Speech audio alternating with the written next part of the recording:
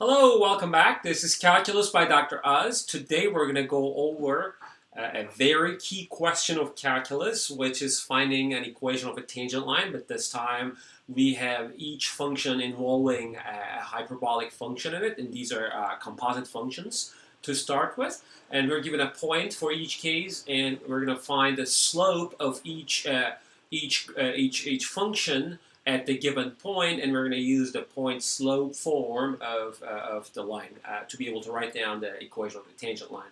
But before we hit the road, please check this table here that involves all the derivatives of 6 hyperbolic functions.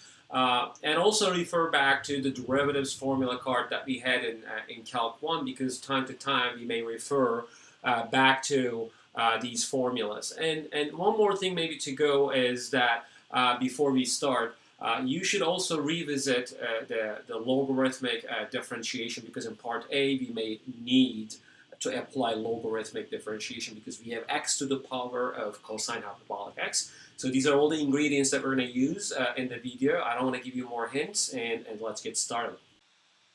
All right, so let's look at part A. We have x to the power of cosine hyperbolic x, and we're trying to find an equation of the tangent line, and a very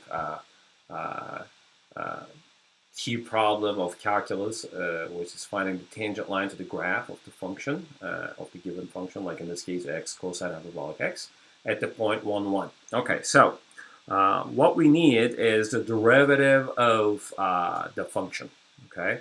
The derivative of x cosine hyperbolic x, but as you may remember from calculus, this type of problems are handled by the logarithmic differentiations, because if you go back to this basic integration rules formula card, there's not much to use here, because the bottom is x and the top is another function, so nothing is applicable for that purpose. This one looks to be the same. Students always confuse this with what we have over there, but here a is a constant. In our case, a is a function, so we can't really use number 7 here. Okay, so what we can do is, again, at the logarithmic differentiation. So what I'm going to do is I'm going to take the ln of both sides of the equation. Okay, so that the left-hand side becomes ln y, and then the right-hand side becomes ln x to the power of cosine hyperbolic x. And now I'm going to use the property of ln, because ln, you have ln of x raised to a power. That power can be pulled out, okay? And that's the whole idea of using the logarithmic differentiation. So now I have the product of two functions now. One is cosine hyperbolic x, and the other one is ln x. So all I'm going to do is implicit differentiation here. I'm going to take the derivative of both sides of the equation. I'm going to use a prime here. What I mean by that is take the derivative of the left-hand side, take the derivative of the right-hand side separately.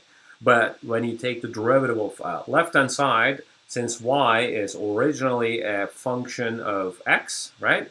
So I'm going to make sure y prime follows from that, so that ln y prime is in fact y prime over y. Okay, please check back if you don't remember that in the implicit differentiation business, that ln y here has the derivative y prime over y. And this also follows from the basic integration formula, as you see. If you look at ln function here, we don't have the differentiation formulas here. I'm sorry. But check the differentiation formula card and check that ln u has the derivative u prime over u, but there's no u in this problem.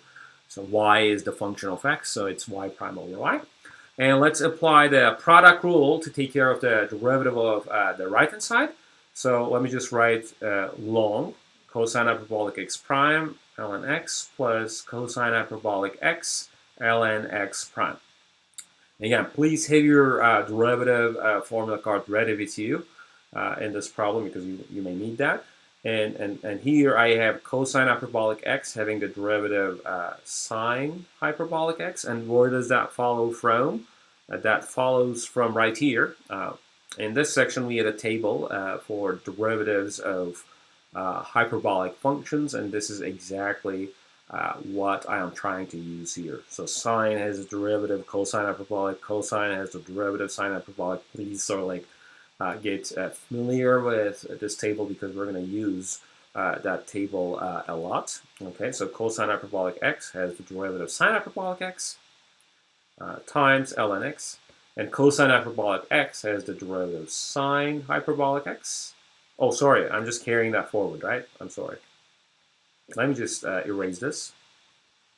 All right, I'm going to carry forward cosine hyperbolic x and multiply this by the derivative of ln x, which is just 1 over x.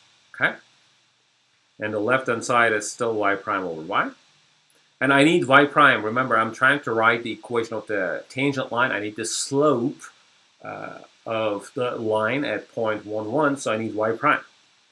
Y prime is equal to y times this whole chunk here. So y is x to the power of cosine hyperbolic x, sine hyperbolic x ln x plus cosine hyperbolic x times 1 over x. Okay, you can also use parentheses here just to be in the safe side because these are separate functions. Okay.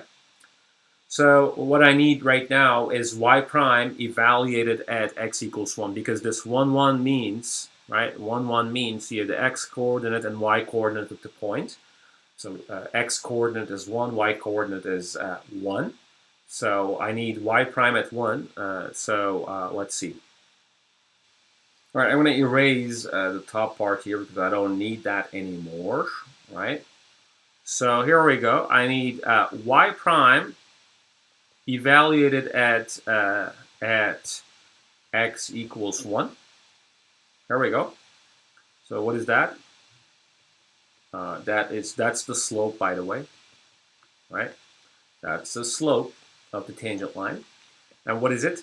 It's 1 to the power of cosine hyperbolic 1 sine hyperbolic 1 times ln 1 plus cosine hyperbolic 1 times 1 over 1. Okay? So one thing that we know from the properties of ln is that ln 1 is equal to 0. So this term is completely 0. And 1 to the cosine hyperbolic 1 has to be 0 because any power of 1 is 1. So then eventually you get down to cosine hyperbolic 1 because this term is just cosine hyperbolic 1. Okay? So now I can go ahead and write down the equation of the tangent line at point 1, 1 by using the point slope form of the tangent line. Okay? So essentially what it is y minus the y coordinate, which is y minus 1, times the slope times x minus 1. Okay. That implies adding 1 to both sides, 1 plus cosine hyperbolic 1 x minus 1. Okay.